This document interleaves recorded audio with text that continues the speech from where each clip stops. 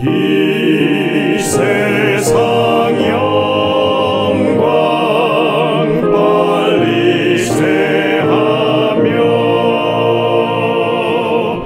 이 천지 만물 모두 변하나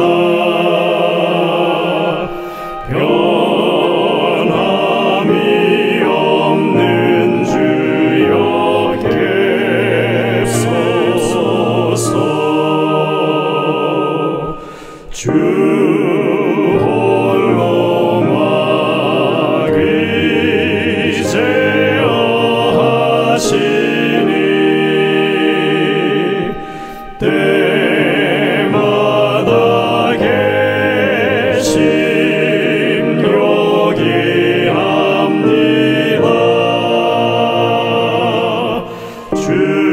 주같이 누가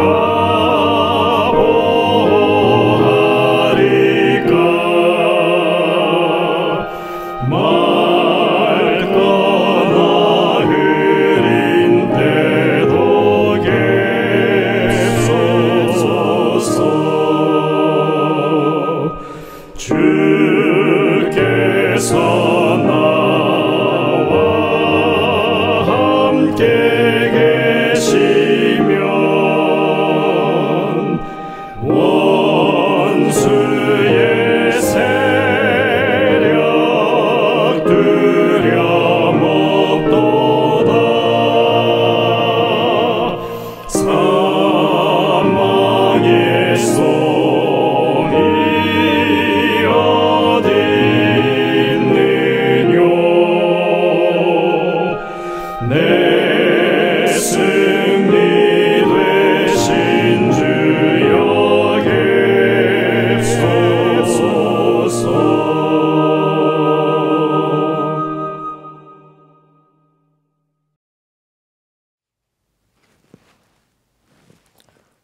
성도 여러분들 안녕하십니까? 행복한 안식일을 시작하는 시간이 되었습니다. 이제 함께 찬미를 부르시면서 예배를 시작하도록 하겠습니다. 146장을 처음에 부르시겠습니다. 올마다 모량내 풍기는. 이 찬미는 손청숙 집사님의 찬미 인도로 함께 하시겠습니다.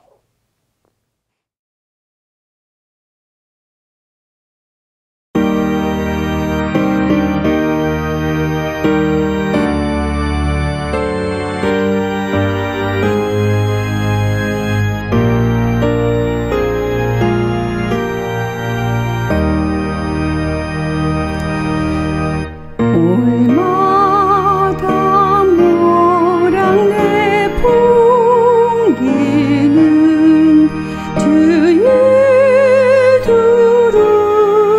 두루마게 그 향기 나에게 미쓰는 내 마음 즐겁다.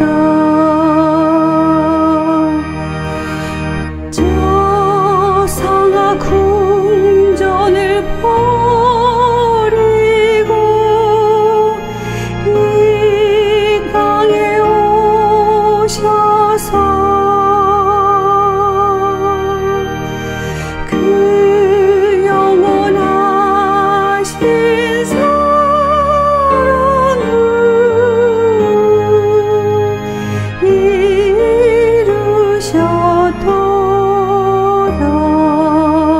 이루셨도다. 내 주의 쓰라린 세계는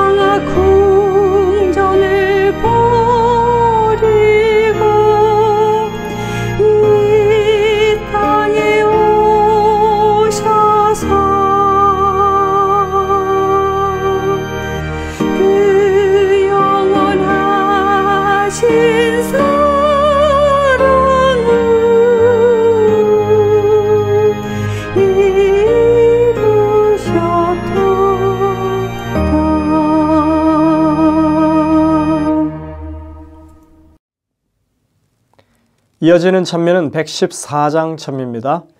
저녁 일몰의 신비한 광경. 이 찬미는 혼성 사중창의 찬양 인도로 함께 부르도록 하시겠습니다.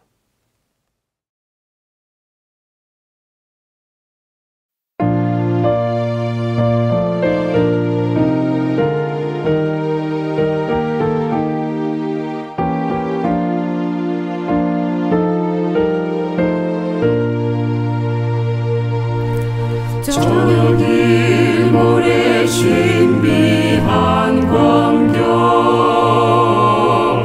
또 일출의 아름다움 그런 모든 것보다 더 놀라운 것 주님 날 사랑하시는 것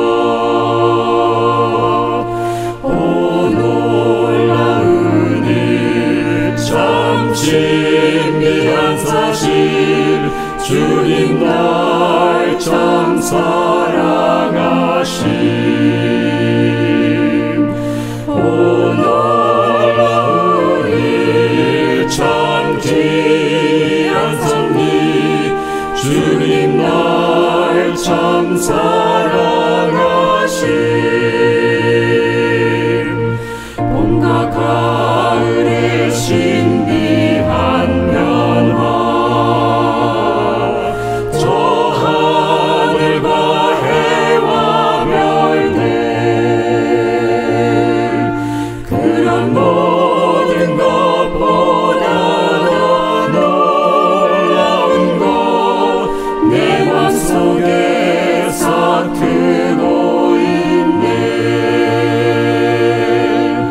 오 놀라운 일 참 신비한 사실 주님 날 참 사랑하심 오 놀라운 일 참 귀한 섭리 주님 날 참 사랑하심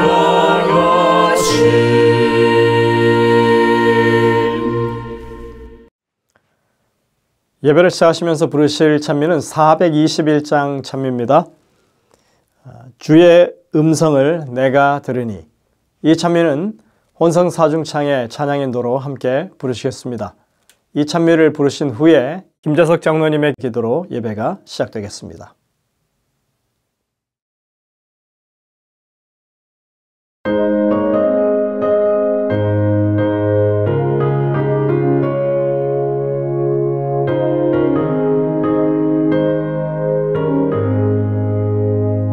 주의 음성을 내가 들으니 사랑함이 넘치네 믿는 마음으로 주께 가오니 받아주십니다 내가 매일 더욱 가까이 십자가로 우세 주의 보혈 흘린 그곳에 나를 인도하소서 주의 넓으신 은혜 힘입어 주를 섬겨 일하고 나의 품은 뜻 주의 뜻같이 되게 하여 주소서 내가 매일 더욱 가까이 십자가로 가오니 우세 주의 보혈 흘린 그곳에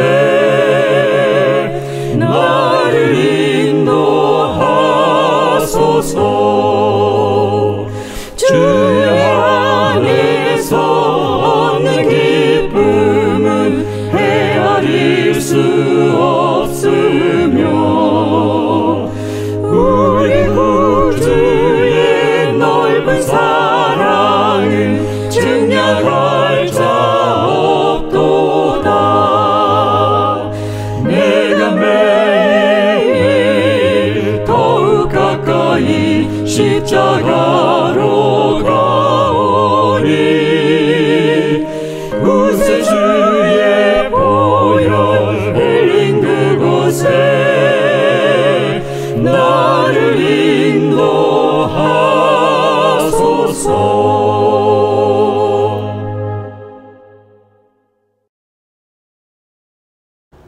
하늘에 계신 거룩하시고 사랑이 많으신 하나님 아버지, 거룩한 안식일을 맞는 이 시간, 세주서수교회 온 믿음의 형제들 각자 있는 저서에서 무릎을 꿇고 아버지 앞에 경배드리고자 합니다.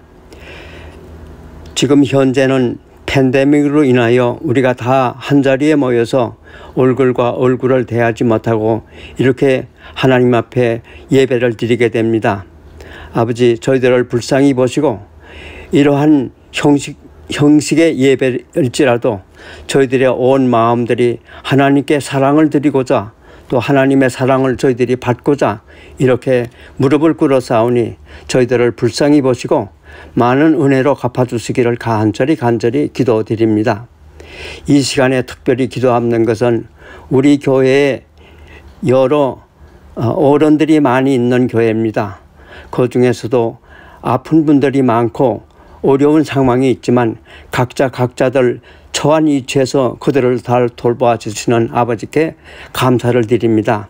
특별히 송순희 집사님이 질병으로 인하여 갑자기 응급실로 이동되는 그러한 일이 있었지만 또 이제 다소 회복되어서 여러 가지 희망적인 소식을 들음으로 인하여 아버지 앞에 감사를 드립니다. 하루속히 그 몸이 회복되어서 다 건강한 몸으로 나와 우리와 같이 서로 사랑을 나누고 웃음을 주고받으며 즐거운 시간을 가질 수 있도록 축복하시고 도와주시옵기를 간절히 기도드립니다.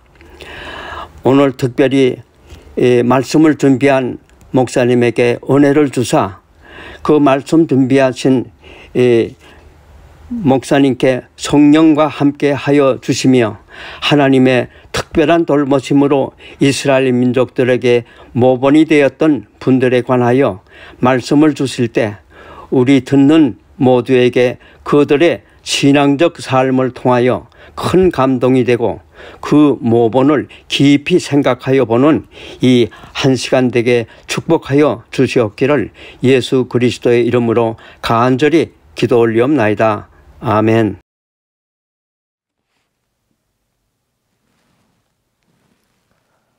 성도 여러분들, 한 주간 다들 평안하십니까?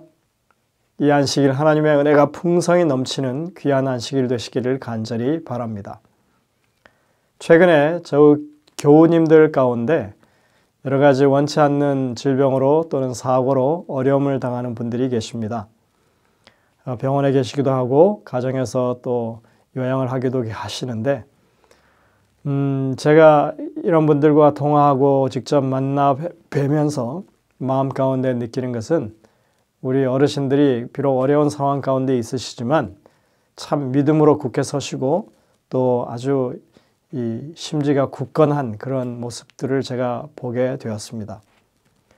하나님의 이 백성으로서 우리가 이 땅에 살아갈 때 어려움을 당하지만 또 그런 어려움 속에서도 하나님을 신뢰하는 믿음이 조금도 수그러들지 아니하고 기도로 또 하나님의 이 어루만지심을 그렇게 간구하면서 그 어려운 시기들을 잘 견뎌내시는 우리 어르신들이 계심을 여러분들 꼭 기억해 주시고 또 우리 집사님들이 속히 쾌유하게 되시기를 간절히 바랍니다.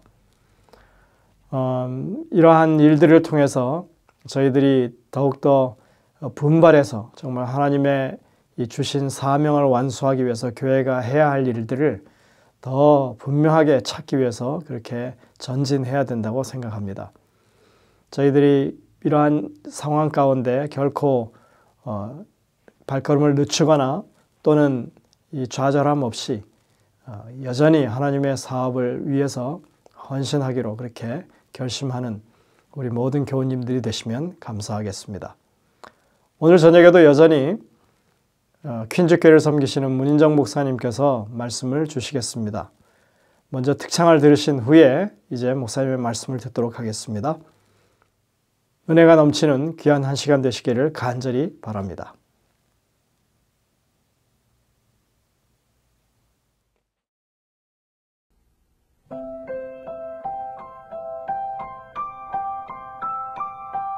여호와 나의 목자시니 내게 부족함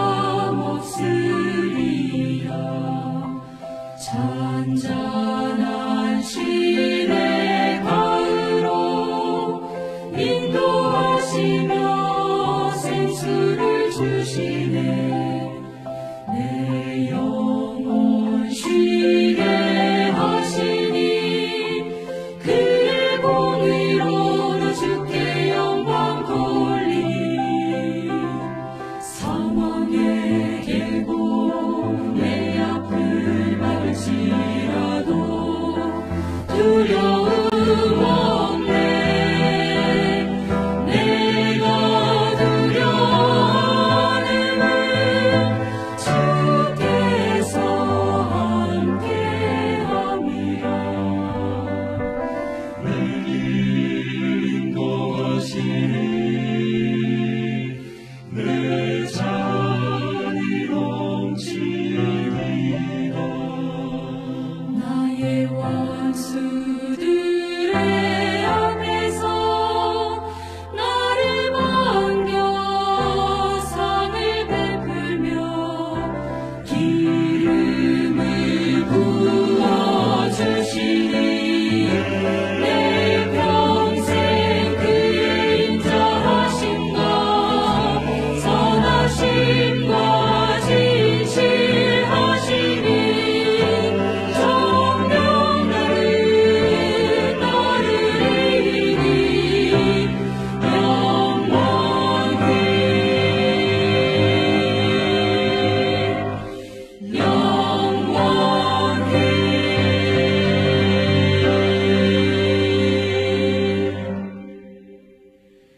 주의 전에 나 영원히 거하리라.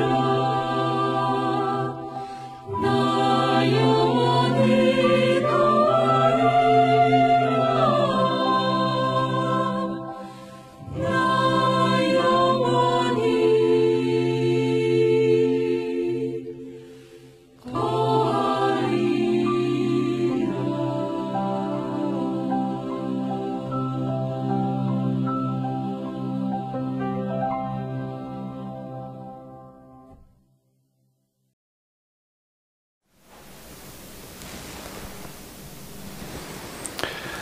안녕하십니까. 행복한 안식일입니다. 축복의 안식일이 시작되는 이 시간 영상을 통하여 함께하는 예배에 동참하신 여러분 모두를 예수님의 이름으로 환영합니다.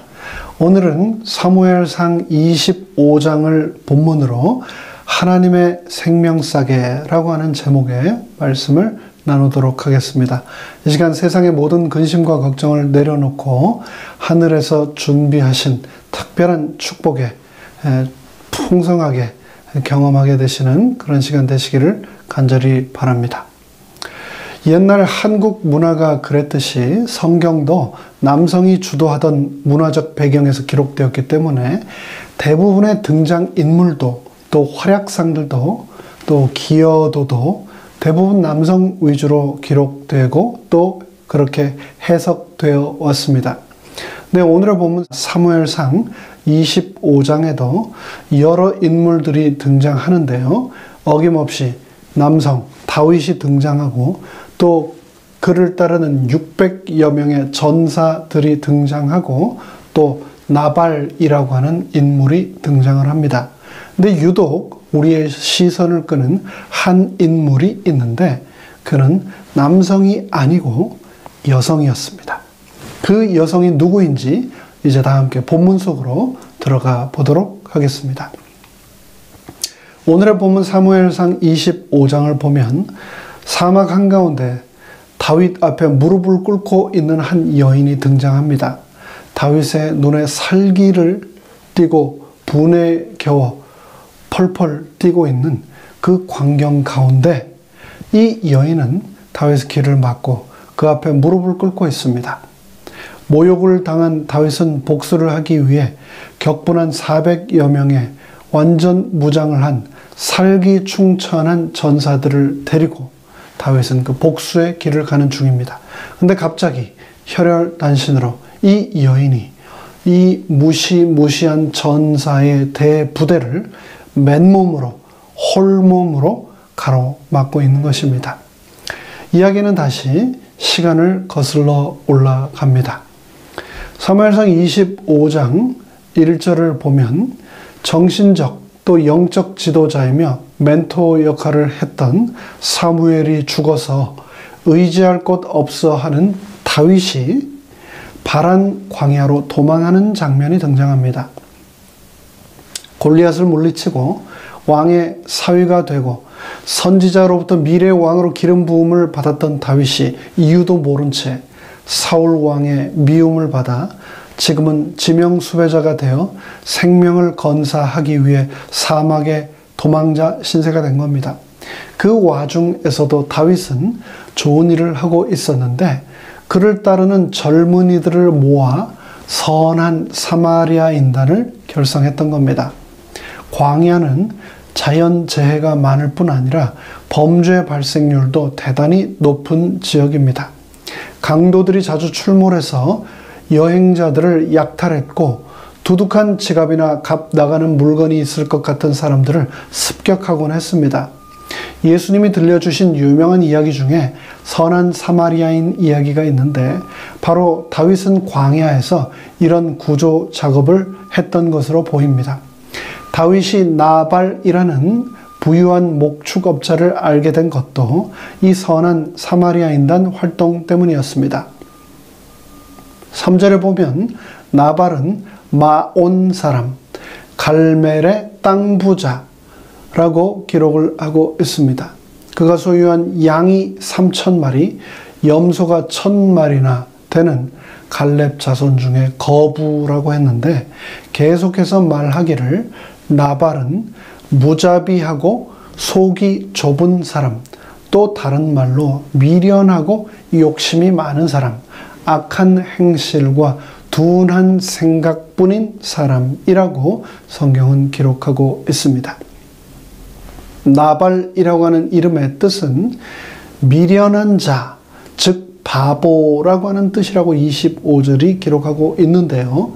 어떻게 사람 이름을 그렇게 짓나라고 의문이 들 수도 있지만 한국에서도 보면 옛날에 무병장수를 염원하며 일부러 사람의 이름을 천하게 짓는 경우들이 많았음을 종종 볼 수 있습니다.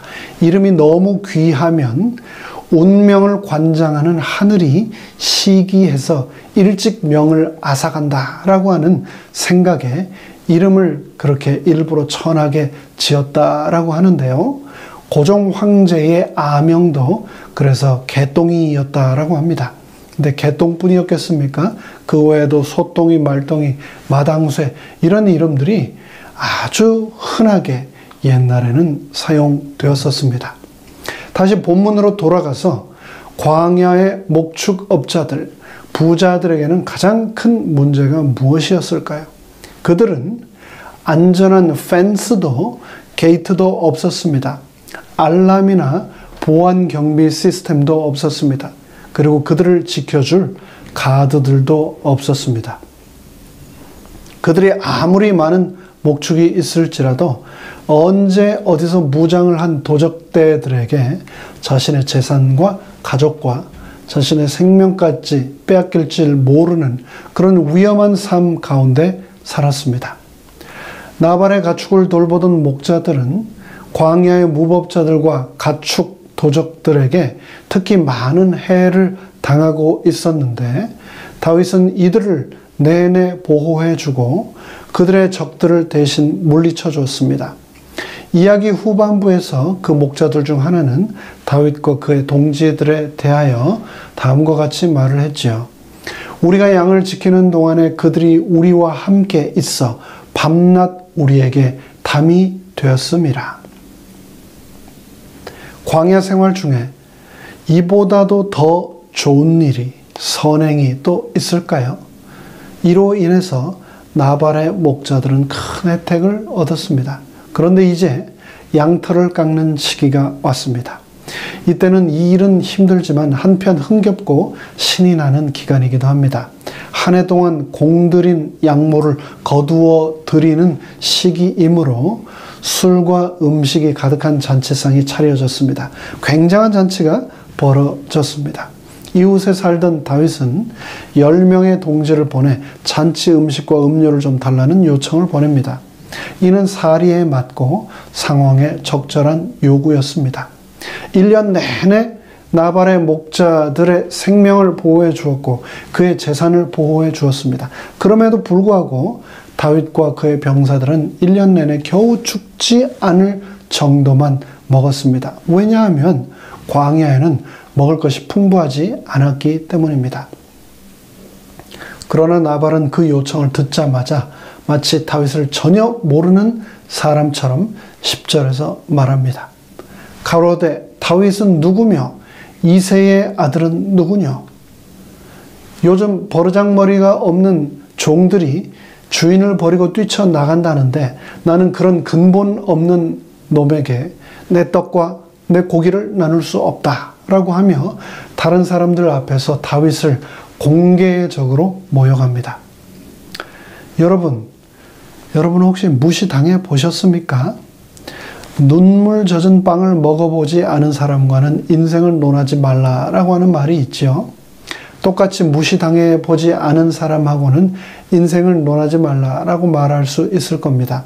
그래서 한국 사람들은 남자는 군대를 가봐야 하고 여자는 시집살이를 해보면, 즉 무시를 당해보면 인생을 깊이 알게 된다라고 말하곤 합니다.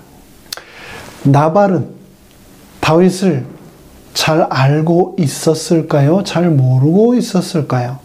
10절에 보면 다윗은 누구며 이새의 아들은 누구냐? 요즘 각기 주인에게서 억지로 떠나는 종이 많도다 라고 나발이 말하며 다윗을 마치 잘 모르는 사람처럼 기록을 하고 있는데요. 나발은 다윗을 모를 수가 없는 사람이었습니다. 다윗은 골리앗을 물리친 민족의 영웅이었고 왕인 사울의 사위였으며 백성 전체가 사울이 죽인 자는 천천히요 다윗이 죽인 자는 만만이라고 노래를 부르고 다녔는데 어떻게 모를 수가 있겠습니까? 게다가 군인 600명을 이끌고 자기 자신과 종들과 가축들을 1년 내내 지켜준 그를 어떻게 모를 수가 있겠습니까? 요즘 주인에게서 억지로 떠나는 종이 많다라고 하는 이 말은 주인인 사울 왕을 떠나 지명수배자로 쫓기는 종 다윗의 신세를 비꼬며 모욕하는 표현입니다. 그런데 그렇다면 왜 나발이 다윗을 이처럼 무례하게 함부로 무시했을까요? 나발은 자신의 부에 취해 있었습니다. 그 모든 것이 자신의 탁월한 능력과 수완에 의한 것이라고 믿고 있었습니다. 그런데 그곳에 이르기까지의 모든 과정은 다 잊어버리고 다윗이 계속해서 후원해 달라고 할까봐, 계속 음식 달라고 할까봐 한 번 세게 말해서 내치려고, 그래서 두 번 다시 오지 못하게 하려고 했던 것 같습니다. 부자가 되면 주위에서 도움을 요청하는 손길이 많아집니다. 그래서 자신에게 접근하는 사람을 순수하게 보기가 어려워질 수도 있습니다. 만나자고 하면 또 얼마나 달려고 하려나 라고 하게 되는 거죠. 부자들이 하기 쉬운, 성공한 사람들이 하기 쉬운 치명적인 실수가 바로 이런 것입니다. 부자는 부자가 된 후 시간이 지나면 자기 혼자 힘으로 부자가 된 줄로 착각할 수 있습니다. 그리고 부자는 자신의 부를 메인테인하고 킵할 수 있다고 스스로 믿을 수 있고 그렇게 행동할 수 있습니다. 나발은 하나님의 은혜와 다윗의 보호 없이는 그런 부자가 될 수 없었습니다. 그런데 그것을 망각하고 완전히 착각 속에 빠져 있었던 겁니다. 하나님은 나발을 통한 이 무시를 통하여 다윗을 연단시키고자 하셨지만 그렇게 무시당하자 다윗은 통제력을 잃어버리고 폭발하고 말았습니다. 다윗은 무시당했다는 그 사실 때문에 분노에 사로잡혀 이성을 완전히 잃어버리고 벼랑 끝에 서 있었던 겁니다. 그런 다윗은 세 가지 위기에 직면해 있었습니다. 첫째, 그는 영적 위기에 처해 있었습니다. 영적인 지주이며 버팀목이었던 사무엘이 죽고 그는 영적으로 의지할 사람이 한 사람도 없게 되었습니다. 둘째, 그는 육적인 위기에 처해 있었습니다. 가족과 고향을 버리고 다윗 하나만 바라보며 목숨을 걸고 따르는 600명의 충성스러운 장정들을 먹여 살려야 할 책임이 있었습니다. 먹는 거 중요합니까? 네, 중요합니다. 아주 중요합니다. 훌륭한 지도자의 중요한 자질 중에 하나가 바로 따르는 사람들을 잘 먹여야 한다는 겁니다. 이사할 때요, 이삿짐 인부들에게 간식 잘 주지 않으면 살림을 함부로 날라서 다 망가집니다. 옛날 시골에서 모내기 할 때도요, 실참을 이 간식을 잘 주지 않으면 모를 제대로 일꾼들이 안 심어서 모가 둥둥 떠다녔습니다. 사장님이 직원들을 잘 안 먹이면 공장에서 불량품들이 마구마구 쏟아져 나옵니다. 3일을 굶지 않으면 담 넘지 않을 사람이 없다라고 하는 한국 옛 속담도 있지 않습니까? 다윗은 날마다 그 600명의 직원들 월급 주느라 매 끼니 때마다 사막에서 그 사람들을 먹이느라 뼈골이 빠졌을 겁니다. 그런 다윗에게 나발은 모멸차게 빵 한 덩어리도 주지 못하겠다라고 거절하고 있는 겁니다. 다윗은 정말 큰 위기에 처했습니다. 그리고 셋째, 다윗은 정신적 위기에 또 처했습니다. 장인이 이유 없이 자신을 미워하고 죽이려 하고 아내였던 미갈이 다른 남자에게로 떠나버렸습니다. 그리고 그는 지금 지명 수배자로 쫓기고 있습니다. 그런 극한의 스트레스 상황에서 나발이 불을 지른 겁니다. 은혜를 원수로 갚고 선을 무시와 모욕으로 되돌리는 이 나발이 결국 도화선이 되어 다윗은 폭발하게 되었던 겁니다. 다윗은 분노가 머리끝까지 치솟았습니다. 칼을 차라! 부하들에게 즉각 명령을 내렸습니다. 이런 모욕은 피로써 갚아 주겠노라 라고 결심합니다. 자신의 600명의 전사들 중 그 중에서도 400명을 불러 완전 군장 무장을 시키고 나발의 집을 박살내기 위하여 쳐들어갑니다. 그리스도인의 사랑을 보여주고 나누어주고 그의 생명까지 지켜주었는데 불구하고 자신을 모욕하는 이 배은망덕한 늙은이를 다윗은 칼로 쳐서 난도질해 죽일 참이었습니다. 나발의 야비함이 다윗 속에 있던 야비함을 건드려 깨웠던 것입니다. 22절에서 다윗은 말하기를 내가 내일 아침까지 그에게 속한 모든 사람 가운데 남자들을 하나라도 남겨둔다면 나 다윗은 하나님께 무슨 벌이라도 받겠다라고 말합니다. 이제 나발은 죽은 목숨이나 다를 바 없었습니다. 여러분이 다윗이라면 어떻게 하시겠습니까? 어떻게 하는 것이 하나님의 뜻일까요? 다윗은 이성을 잃었습니다. 다윗은 하나님의 기름 부음 받은 자로서의 정체성을 잃어버렸습니다.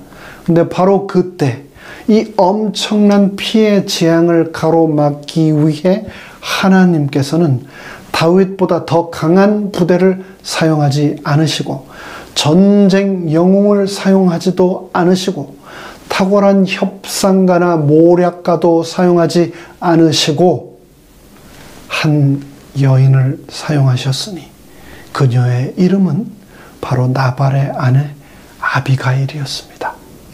아비가일은 이름 그대로 아름답기도 했지만 지혜로운 여인이었습니다. 지혜란 무엇입니까? 지혜란 지식과 정보와 사실을 어떻게 사용할 수 있느냐는 능력, 그것을 우리가 지혜라고 하지 않습니까? 지식을 언제 어떻게 누구에게 어떤 방식으로 사용하느냐에 따라서 그 사람이 지혜로운 사람인지 아닌지를 분별할 수 있습니다. 아비가일이 왜 지혜로운 사람이라 기록되었을까요? 세 가지 이유를 살펴보겠습니다. 첫째, 23절에서 보는 바와 같이 아비가일은 때를 아는 여인이었습니다. 지난 안식일에도 말씀드린 것처럼 지혜란 타이밍, 때를 아는 것입니다. 지금 해야 하는지 나중에 해야 하는지를 분별하는 사람, 시의적절하게 행하는 사람, 아무리 중요한 일이라도 시기를 놓치거나 아니면 엉뚱할 때 하면 아니함만 못한 경우가 많습니다. 아비가일은 상황을 알게 되자 그 결과를 예상하고 빠르게 움직입니다. 다윗의 분노를 가라앉히기 위해 재빨리 필요한 조치를 취했습니다. 잔치 음식을 가득 싸서 다윗을 만나기 위해 즉시 길을 떠났습니다. 18절에는 다음과 같이 기록합니다. 아비가일이 급히 떡 200덩이와 포도주 2 가죽 부대와 잡아 준비한 양 5과 볶은 곡식 5세아와 건포도 100송이와 무화과 뭉치 200을 취하여 나귀들에게 실었다라고 말입니다. 그리고 광야 한가운데서 다윗을 만나자 황급히 나귀에서 내려 무릎을 꿇고 공손하게 예를 갖추어 얼굴에 땅을 대며 말합니다. 지금이 인사를 받아야 할 때인지 아니면 급히 무릎을 꿇어야 할 때인지를 아비가일은 정확히 알고 그렇게 행했던 겁니다. 둘째, 아비가일은 상대방의 마음을 정확하게 꿰뚫어 볼 수 있는 여인이었습니다. 그녀는 다윗의 마음을 꿰뚫어 봤습니다. 나발 때문에 다윗은 자존심이 상하고 모욕감을 느끼고 그 부분을 통제할 수 없을 만큼 분노에 차 있었습니다. 이것을 알고 아비가일은 다윗에게 극존칭을 사용합니다. 본문에 주라고 하는 단어를 29번이나 사용할 정도로 다윗을 향하여 깍듯하게 예의를 갖추며 자신은 다윗의 여종이라고 하는 명칭을 쓰며 땅에 엎드리는 겸손을 보입니다. 나발은 자신을 높이기에 급급했고 그래서 다윗을 무시하고 다윗을 깔아뭉갰습니다. 상대의 마음을 전혀 읽지 못한 데다가 쉽게 말해서 불난데 부채질을 하고 있었던 겁니다. 그러나 아비가일은 상처난 다윗의 마음을 꿰뚫고 그의 마음속에 상처와 상실을 어루만지며 그가 존귀한 자임을 다시 기억하도록, 그가 하나님의 기름 부음 받은 자임을 기억하도록, 그에게 가장 필요했던 자존감을 회복시키기 위하여 그를 주라고 29번이나 불렀던 겁니다. 세 번째로 아비가일은 또 정직한 여인이었습니다. 그녀의 지혜는 정직에서 비롯되었었습니다. 지혜는 기술이 아닙니다. 지혜는 테크닉이 아닙니다. 지혜는 사실에 기초해야 하고 진실에 근거해야 합니다. 정직과 진실이 결여된 지혜는 큰 재앙을 불러옵니다. 지혜롭지만 정직과 진실이 결여되면 그것을 우리는 사기라고 합니다. 정직과 진실이 결여된 지혜를 우리는 지혜라 하지 않고 교활, 영악이라고 합니다. 아비가일은 상황을 솔직하게 말했습니다. 25절에 다윗이 보낸 자들을 자기가 보지 못했다고 솔직하고 정직하게 말했습니다. 그리고 책임을 회피하지 않고 책임을 자신에게 돌리고 솔직하게 용서해 달라고 빌고 있습니다. 그리고 자기 남편의 실수를 자기의 책임으로 돌려달라며 그 상황을 수습하기 위해서 지혜를 발휘하고 성의를 다하여 최선을 다하고 있는 겁니다. 반면 나발은 타이밍을 모르는 사람이었습니다. 다윗에게 막말을 하며 자신의 부족 전체를 몰살의 위기까지 몰고 갔던 사람이었습니다. 그러나 아비가일은 때를 판단하고 읽을 줄 아는 지혜로운 사람이었습니다. 나발은 다윗의 마음을 전혀 이해하지 못했습니다. 그러나 아비가일은 다윗의 마음을 정확히 꿰뚫고 그 필요를 채워주었습니다. 하나님은 남자들에게는 주지 않으신 특별한 감각을 여성들에게 주셨는데 그게 바로 sixth sense, 시각, 청각, 후각, 미각, 촉각이 아닌 바로 직감이라고도 하는 육감을, 탁월한 육감을 여성들에게 주셨습니다. 그 육감이라고 하는 것이 없어서 남자들은 때로 세상을 살아가면서 좌충우돌하며 살아가기도 하는데요. 여성들은 이성과 논리와 과학으로는 증명하지는 못하지만 그 육감으로 남자들보다는 얼마나 더 지혜롭게 살아가는지 모릅니다. 여자들은 말 안 해도 남자 눈빛만 보고도 거짓말인지 진짜인지를 구별해냅니다. 참 굉장한 능력이지요. 하나님이 주신 그 귀한 선물, 육감을 아비가일처럼 지혜롭게 잘 사용하는 우리 모든 여성분들 되시기를 바랍니다. 나발은 자신의 모든 부가 다 자기가 잘나서 이루어진 것으로 착각하며 살며 하나님께 정직하지 못한 사람으로 살았지만 아비가일은 진실되고 정직하게 살았습니다. 우리 모두 그렇게 된다면 얼마나 좋을까요? 그 중에서도 아비가일의 지혜의 가장 훌륭한 점은 하나님의 관점에서 현실과 문제를 직시하도록 다윗을 인도했다는 겁니다. 닥친 상황과 문제를 하나님의 관점에서, 하나님의 시점에서 다윗으로 하여금 바라보게 했다는 겁니다.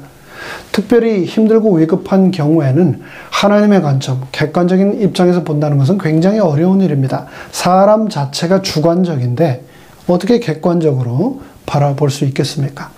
다윗은 하나님과 뜻이 합한 사람이었습니다. 하나님의 뜻을 정확히 캐치해낼 수 있는 사람이었습니다. 그러나 오늘 본문에서 다윗은 사건의 전후를 보면 흥분해 있고 지나치게 화내고 있고 분노를 참지 못하고 있습니다. 하나님의 관점을 완전히 상실하고 있었습니다. 그런데 아비가일은 그런 다윗에게 26, 28, 또 29절에서 하나님의 관점을 회복하도록 돕고 있습니다. 모든 대화와 사건을 해석하는 데 있어서 하나님이 어떻게 바라보시고 하나님이 어떻게 이루실 것인지를 말해주고 있습니다. 하나님이 이것들을 이루실 것이라는 하나님의 시각, 하나님의 지혜를 갖도록 도와주고 있는 것입니다. 세상에 지식과 지혜가 많다 하더라도 하나님의 지혜와 지식과 견줄 수 없습니다. 하나님의 지혜를 누리고 나눌 때 우리는 서로 복을 받게 됩니다. 그대로 했을 때 다윗도 복도 받고 수많은 사람들이 목숨을 건질 수 있게 되었고 또 아비가일도 축복을 받게 되었습니다. 35절에서 아비가일이 다윗과 400여 명의 무장한 전사들 앞에 홀로 나아갈 때 얼마나 두렵고 불안했을까요? 그럼에도 불구하고 다윗이 하나님의 관점에서 현실을 바라볼 수 있도록 하기 위해서 하나님께 온전히 맡기고 지혜를 구하며 아비가일은 나아갔던 것입니다. 그리고 담대히 이렇게 말했습니다. 부디 간청하오니 참아주십시오. 이것은 이스라엘의 왕이 되실 분이 하실 만한 행동이 못됩니다. 당신이 누구인지를 잊지 마십시오. 원한을 풀기 위해 싸우지 마십시오. 당신은 여호와 하나님을 위하여 싸우셔야 할 분이 아니십니까? 아비가일은 계속해서 말합니다. 다윗이여, 원수를 갚는 일은 당신이 할 일이 아닙니다. 원수를 갚는 일은 하나님이 하실 일이고 당신은 하나님이 아닙니다. 당신이 여기 광야에 있는 것은 하나님이 무슨 일을 하시며 당신이 누구인가를 발견하기 위함입니다. 이곳에 하나님이 당신에게 주신 그 시험들, 그것을 극복해 나가도록 주신 시험장이라는 것을 기억하셔야 되지 않겠습니까? 나발은 어리석은 자에 불과합니다. 왜 당신께서 나발 같은 어리석은 자가 되려고 하십니까? 라고 진심으로 간곡하게 다윗에게 호소합니다. 그러자 놀랍게도 믿을 수 없게도 다윗은 멈추어 서서 그녀를 바라보고 그 모든 말에 귀를 기울입니다. 남자들이 주름 잡는 세상에서 그녀는 여자입니다. 아비가일은 이 25장에서도 주인공이 아니고 주변인입니다. 칼불이 많은 세상에서 그녀는 아무런 무기도 가지고 있지 않았습니다. 그러나 그녀는 수려한 외모뿐 아니라 진정한 그리스도인의 사랑과 지혜를 가지고 있는 사람이었습니다. 아비가일의 아름다움은 다윗으로 하여금 다시 하나님의 아름다움과 접촉하게 했습니다. 복수심에 사로잡혀서 자존심을 지키기 위해 피를 보고 달려갔던 다윗에게 아비가일이라는 아름다운 거울은 하나님을 비추어 주었던 겁니다. 자신보다 자신의 현실과 미래를 더 잘 알고 염려하고 있는 아비가일을 만난 다윗은 사무엘을 잃은 영적 공허함을, 다윗의 근본적인 영적인 공허함을 채우게 해 주었습니다. 다윗의 과거와 현재와 미래를 꿰뚫어 보았던 한 여인을 만난 다윗은 그녀의 말 앞에서 400자루의 칼을 내릴 수밖에 없었습니다. 그렇습니다. 400자루의 칼을 이기는 방법은 800자루의 칼이 아니라 소통이고 또 공감이며 하나님께서 주신 지혜로운 마음이었습니다. 32절에서 다윗은 아비가일 너를 내게 보내신 하나님을 찬송한다 라고 노래합니다. 이렇게 위기의 때 하나님은 의외의 사람을 사용하십니다. 그 한 사람 때문에 가족이 살고 그 한 사람 때문에 교회가 살고 공동체가 살아납니다. 여러분 각 교회가 지금 한참 직원 선거가 한참 아니십니까? 여러분 바로 한 사람을 통해서 하나님께서 여러분이 계신 그 교회를 살리기 원하신다라는 것을 기억하시고 여러분이 바로 그 한 사람이 되시기를 간절히 바랍니다. 이 세상에는 어리석은 자들이 많습니다. 정말 많습니다. 뿐만 아니라 그들은 우리가 그리스도인이라는 점을 교묘히 이용하고 우리를 바보로 만들고 조롱합니다. 그래서 우리를 몹시 화나게 만듭니다. 그런 그들을 바로 잡아 주겠노라고 나서면서 우리 자신도 그들과 같은 어리석은 악독함에 빠지는 때가 혹 종종 있지 않으십니까? 다윗은 기도를 통하여 나발을 향한 복수의 치명적인 유혹에서 벗어날 수 있었습니다.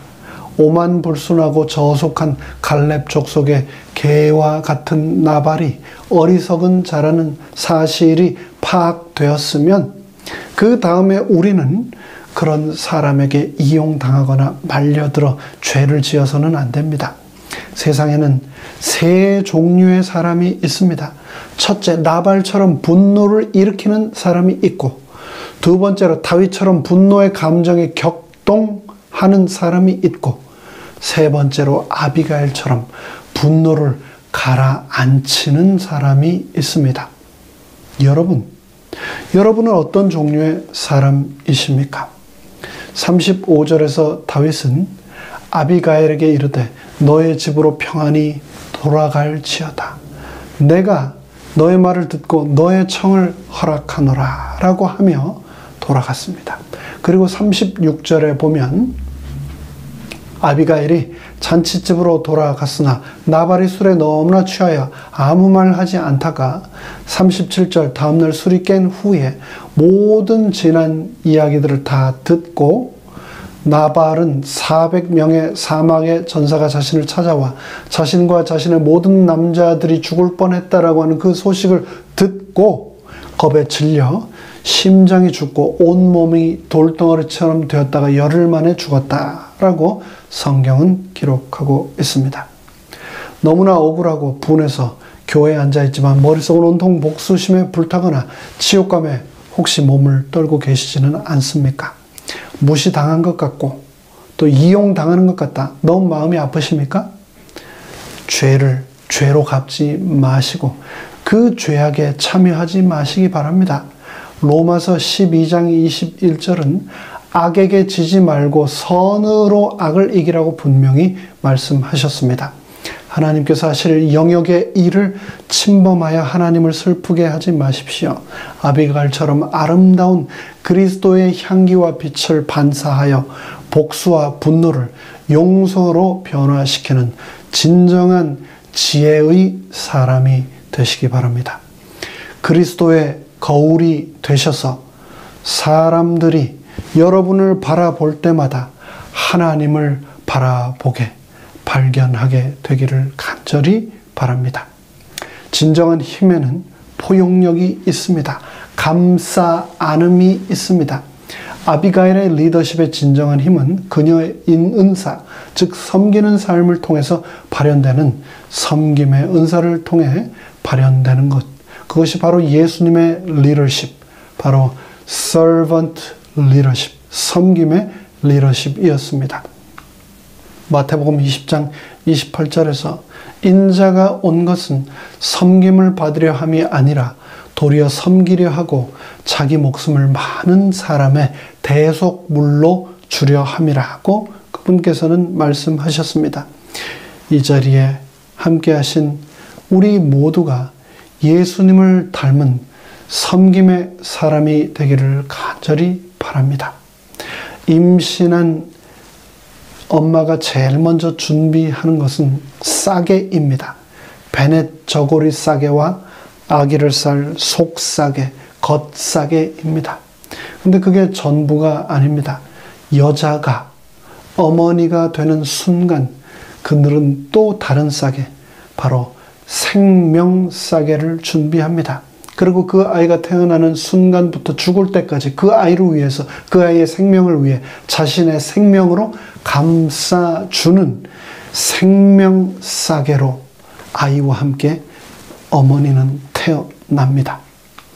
사무엘상 25장 29절에서는 사람이 일어나서 내 주를 쫓아 내 주의 생명을 찾을지라도 내 주의 생명은 내 주의 하나님 여호와와 함께 생명 싸개 속에 쌓였을 것이요 내 주의 원수들의 생명은 물매로 던지듯 여호와께서 그것을 던지시리이다 라고 말하고 있습니다.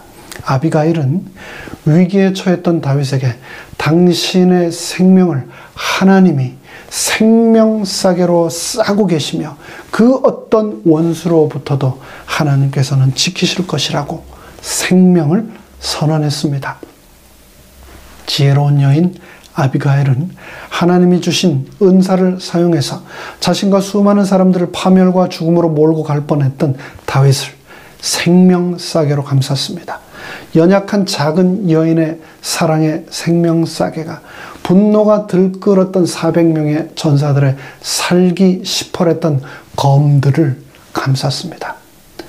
성 프란시스코의 기도처럼 미움이 있는 곳에 사랑을, 다툼이 있는 곳에 용서를, 분열이 있는 곳에 일치를, 절망이 있는 곳에 희망을, 슬픔이 있는 곳에 기쁨을 심으며 위로받기보다는 위로하며 사랑받기보다는 사랑하며 살게 되기를 간절히 바랍니다. 이제 말씀을 마치겠습니다. 하나님은 저와 여러분을 생명 싸개로 부르셨습니다. 우리 모두 하나님의 생명 싸개로 살아가게 되시기를 간절히 바라며 말씀을 마칩니다. 하늘에 계신 저희들의 아버지 하나님, 전쟁터 같고 또 죽음의 칼날이 시퍼런 것 같은 이 세상을 생명 싸개로서 생명을 품고 사랑을 품고 하나님의 뜻대로 살으라고 부르셨사오니 우리 모두 그렇게 살도록 축복하여 주시옵소서. 지혜로운 여인 아비가일처럼 살아가도록 은혜 베풀어 주시옵소서. 예수 그리스도의 이름으로 간절히 축원하옵나이다. 아멘.